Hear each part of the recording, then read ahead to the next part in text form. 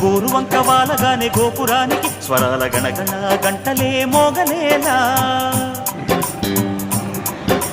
గోపబాలుడొచ్చినాక గోకులానికి పెదాల కిలకిల పువ్వులే పుట్టలేదా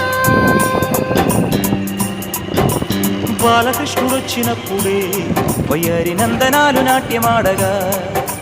వారసుని చూసినప్పుడే వరాల వాంఛలన్నీ పల్లవించగా నందుడింట చిందులేసి అందమై